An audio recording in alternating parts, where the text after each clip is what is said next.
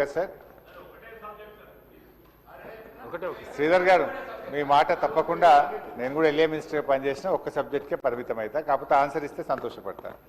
At least ఇప్పుడు ఏమైందంటే ఇంతమంది సభ్యులు కొత్త సభ్యులు మాట్లాడుతుంటే మీరు ఎల్ఏ మినిస్టర్గా స్పీకర్ గారు 0 ఓవర్ ఒక అరణ్య రోదనగా మార్చకండి.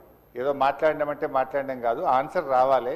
వ్రాతపూర్వకమైన సమాధానాన్ని మళ్ళీ వచ్చే సెషన్ లోపు సభ్యులకు అందజేయించండి. గతంలో మేము పంపిన ఎల్ఏ మినిస్టర్గా నేను పంపిన, మీరు కూడా ప్రయత్నం చేయాలని చెప్పి కోరుతా ఉన్నాను. అధ్యక్ష, నేను ఈ ఉద్యోగులకు సంబంధించినటువంటి అంశం మాట్లాడాలనుకుంటా ఉన్నాను. ఎందుకంటే ప్రభుత్వ ఉద్యోగులు అనేవాళ్ళు ప్రభుత్వానికి రథచక్రాలు లాంటి వాళ్ళు సంతోషంగా ఉంటేనే అభివృద్ధి కార్యక్రమాలు, సంక్షేమ కార్యక్రమాలన్నీ కూడా ప్రజలకు సజావుగా చేరేటువంటి అవకాశం ఉంటుంది. ఈరోజు వాళ్ళందరూ కూడా తీవ్రమైనటువంటి మనోవేదనతో, ఆవేదనలో ఉన్నటువంటి పరిస్థితి ఉంది. ముఖ్యంగా దేశంలో ఎక్కడ లేని విధంగా ఈరోజు రాష్ట్ర ప్రభుత్వ ఉద్యోగులకు 6 డిఏలు పెండింగ్లో ఉన్నటువంటి పరిస్థితి. అదేవిధంగా పిఆర్సీ అధ్యక్ష, ఈ ప్రభుత్వం వచ్చి 2 సంవత్సరాలైనా ఇంతవరకు పిఆర్సీ ఇవ్వలేదు. ఉద్యోగులందరూ కూడా కోరుతా ఉన్నారు వెంటనే పిఆర్సీ విడుదల చేయాలని. గతంలో కేసీఆర్ గారు 43-39% పిఆర్సీని మా ప్రభుత్వం ఇచ్చింది అధ్యక్ష. అదేవిధంగా ఉద్యోగులకు ఎంప్లాయీస్ హెల్త్ ఇన్సూరెన్స్ స్కీమ్ ఆ రోజు మేము జీవో కూడా ఇచ్చాం. దాన్ని మీరు అమల్లోకి తెస్తామని చెప్పి మేనిఫెస్టోలో పెట్టి కూడా ఈహెచ్ఎస్ స్కీమ్ను అమల్లోకి తేలేదు. దాన్ని కూడా వెంటనే అమల్లోకి తేవాలి. ఉద్యోగుల జీపీఎఫ్ తదితర బకాయిలన్నీ కూడా విడుదల చేయాలని మీ ద్వారా ప్రభుత్వాన్ని కోరుతున్నాం అధ్యక్ష. ముఖ్యంగా రిటైర్డ్ ఉద్యోగులైతే ఈ మధ్య మనం చూస్తూ ఉన్నాం, 39 మంది రిటైర్డ్ ఉద్యోగులు బెనిఫిట్స్ ప్రభుత్వం నుంచి వాళ్ళ సేవింగ్స్ వాళ్ళకి ఇవ్వకపోవడం వల్ల వైద్యం కూడా చేయించుకోలేక ఈరోజు 39 మంది రిటైర్డ్ ఉద్యోగులు మరణించారు. బీఆర్ఎస్ హయాంలో కూడా దాదాపు 15,000 మంది రిటైర్డ్ ఉద్యోగులు రిటైర్ అయితే వాళ్ళందరికీ మేము టైం మీద డబ్బులు ఇచ్చాం. కానీ కాంగ్రెస్ హయాంలో, ఎందుకంటే ఈరోజు నేను అసెంబ్లీకి వస్తూ ఉంటే పొద్దున్నే నా సిద్దిపేటలో ఒక డాక్టర్ జగత్ Kumar Reddy, retired JD veterinary, పొద్దున్నే నా దగ్గరికి వచ్చి అన్నా కొద్దిగా అసెంబ్లీలో మాట్లాడు, నేను అక్టోబర్ 2024లో రిటైర్ అయినా, ఇంతవరకు ₹1 రాలేదు. హైకోర్టుకు పోయి ఆర్డర్ తెచ్చుకున్నా, అయినా రాలేదు. హైకోర్టులో కంటెంప్ట్ వేస్తే కూడా వాయిదాలు అడుగుతూ ప్రభుత్వం మమ్మల్ని ఇబ్బందులు పెడతా ఉంది. మా రిటైర్డ్ ఉద్యోగుల పెన్షన్ బెనిఫిట్లు ఇప్పించండి, చావు బతుకుల్లో ఉన్నటువంటి మమ్మల్ని కాపాడండి. 30-35 ఏళ్ళు ప్రభుత్వానికి సేవ చేసినటువంటి రిటైర్డ్ ఉద్యోగులను ఈ రకంగా వేధించడం ప్రభుత్వానికి తగదు, దయచేసి ప్రభుత్వం దృష్టికి తీసుకుపోండి అని చెప్పి పొద్దున్నే నా ఇంటికి 7 గంటలకే వచ్చి కూర్చున్నాడు సార్. నేను బయటకు వచ్చేసరికి ఏంది ఇంత పొద్దున్న వచ్చినామంటే ఇట్లా ఉందన్న, ఆరోగ్యం బాగాలేదని చెప్పమంటే బట్టి గారికి చెప్తా తప్పకుండా ఈరోజు నేను మాటించి వచ్చి ఈరోజు చెప్తా ఉన్నాను అధ్యక్ష. అదేవిధంగా అధ్యక్ష, సిపిఎస్ ఉద్యోగులను ఓపీఎస్గా మారుస్తామని ఆ రోజు కాంగ్రెస్ పార్టీ ఎన్నికల్లో హామీ ఇచ్చింది. మరి ఎప్పటిలోగా ఓల్డ్ పెన్షన్ స్కీమ్ అమలు చేస్తారు?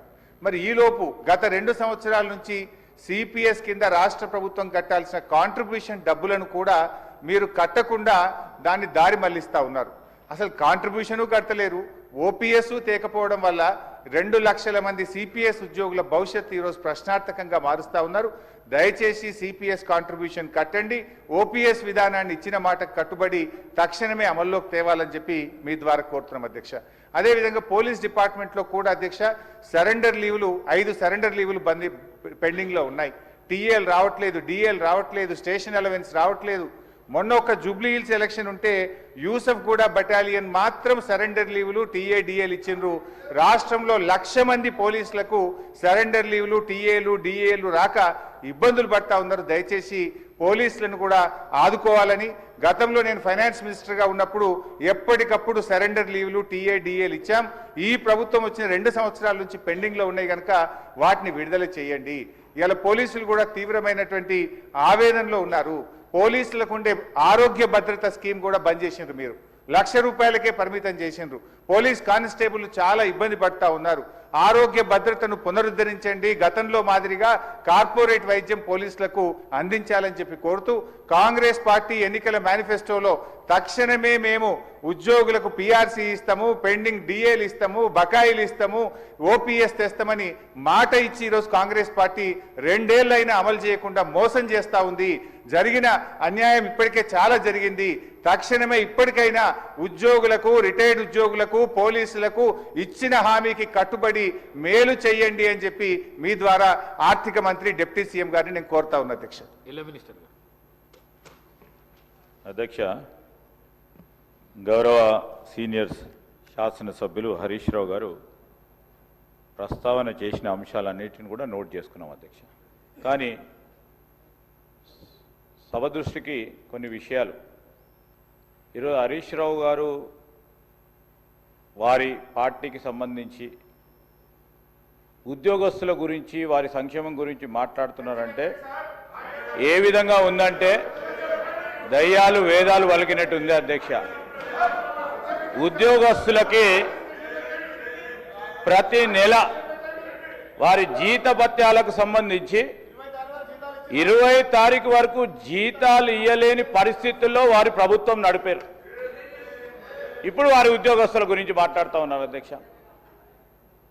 ఏదేమైనప్పటికీ ఉద్యోగస్తులకు సంబంధించిన సంక్షేమం, వారికి రావాల్సిన జీపీఎఫ్ కానీ, రిటైర్ అయిన పబ్లిక్ సర్వెంట్స్ సంబంధించిన అంశం విషయంలో ఒక సిస్టమ్ని ఏర్పాటు చేసుకొని వారికి ఏ విధమైన ఇబ్బంది రాకుండా అన్ని విధమైన చర్యలు తీసుకుంటామని గౌరవ సభ్యులకు తెలియజేస్తా ఉన్నారు. శ్రీ మాజిద్ హుస్సేన్.